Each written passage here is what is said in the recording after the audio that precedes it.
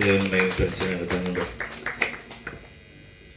మొదట్లో చెప్పినట్లుగానే ఈరోజు అంటే అందరికీ చదువు, విద్య, మరి సంగీతం ఇవన్నీ కూడా అందుబాటులో ఉన్నాయి కాబట్టి మనం ఎక్కువగా వింటూ ఉన్నాం. కానీ పూర్వం మరి చదువు లేనటువంటి దినాల్లో ఈ కథల ద్వారానే దేవుని యొక్క వాక్య స్వార్థ ప్రజల యొక్క హృదయాల్లో మరి ముద్ర వేయబడింది. అటువంటి కళను ఎప్పుడు ప్రోత్సహించడం చాలా మంచిది. చాలా విషయాలకు మనం ఖర్చు పెడతాం, కానీ నిర్లక్ష్యం చేస్తున్నటువంటి ఈ దినాల్లో ఈ కళను ప్రోత్సహిస్తూ బ్రతికిస్తూ ముందుకు వచ్చినటువంటి కళాకారులకు కూడా మనం ప్రత్యేకంగా గుర్తించి గౌరవించాలి.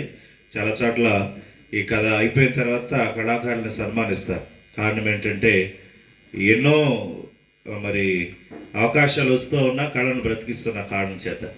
కాబట్టి కళాకారుల్ని మనం ప్రోత్సహించడంలో తప్పులేదు. ఒకసారి వారికి మరొకసారి క్లాప్స్ కొట్టి కృతజ్ఞతలు తెలియచేద్దాం. ప్రార్థన చేసి, పరిశుద్ధుడా, మహోన్నతుడా, ప్రేమగల తండ్రి, నేను ఆమెను కొందనాలు చెల్లిస్తూ ఉన్నా. ఈరోజు యాకోబు చరిత్ర ద్వారా బుర్రకథ ప్రదర్శన చేసినటువంటి సుజాత గారిని, వారితో కూడా ఉన్నటువంటి నా ఇరువురిని మీరు దీవించండి. అలాగే వాద్య సహకారం అందించినటువంటి కుమారుని మీరు దీవించండి.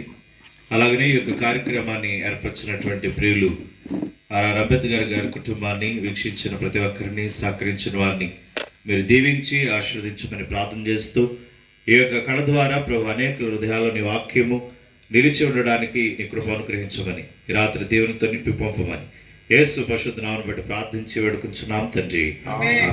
త్రియేక దేవుని దీవెన, ప్రభు కృప, కాపుదల, సంరక్షణ సదాకాలం మనకు తోడైండును గాక. ఆమేన్.